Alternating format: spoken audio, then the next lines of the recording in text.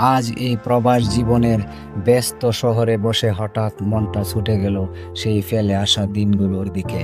সেই গ্রামে কাদামাটি পথ, ভোরের প্রতীক ডাক আর নদীর ধারে নৌকা বাইছে উল্লাস।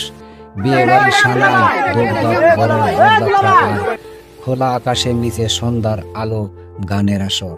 রাজবাড়ির মতো বড় বড় দরজা, কাঁচা পাকা ঘর আর সেই মাটির গ্রাম যা আজও বুকে ভরে নিয়ে স্মৃতি ভেতরে।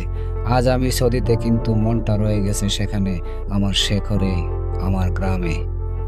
বাংলাদেশ থেকে অনেক দূরে সৌদি আরব।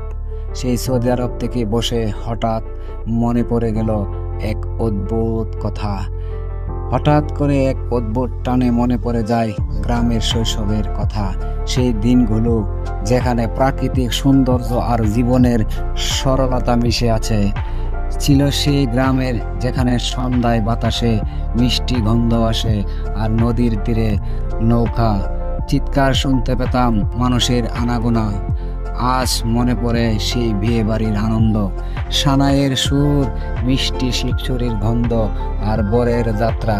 রাজবাড়ির বিশাল দরজা ছিল, মাটির ঘর, পাকা পুকুর, এসব যেন জীবনের অন্যতম সেরা মুহূর্ত ছিল। বাচ্চারা কান্নাকাটি করছিল, বড়রা আসছিল, মিষ্টি কথা বলছিল, আর সবার হাসির আওয়াজে মনে পড়ে যেন জীবনের এক অদ্ভুত অমূল্য রতন। এই দিনগুলোতে সবার মুখে হাসি ছিল। গোধূলি বেলায় সোনালি আলোতে বিয়ের আনুষ্ঠানিকতা শেষ হতো। গ্রামের সবাই এক অপরের পাশে থাকতো।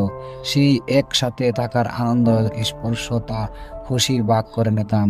স্বাদ ও গন্ধ, সেগুলো খুব মিস করি। নৌকা বাইছে সেই উত্তেজনায় দিনগুলো মনে পড়ে সারাক্ষণ। এক টানে উত্তেজনায় কে আগে পৌঁছাবে। গ্রামের সবাই একটাই লক্ষ্য, একসাথে আনন্দ করা। নৌকা চালকরা কখনো হেসে ফেলতেন, কখনো দৌড়াতেন, আবার কখনো সবাই চিৎকার করে তাদের উৎসাহ দিতাম। এক বিশাল আনন্দের মুহূর্ত। দিনগুলির কথা যখন মনে পড়ে, দূর প্রবাস থেকে দেখে অনেক কষ্ট লাগে এবং অনেক পিছনের কথাগুলি মনে পড়ে যায়। এখন সৌদিতে বসে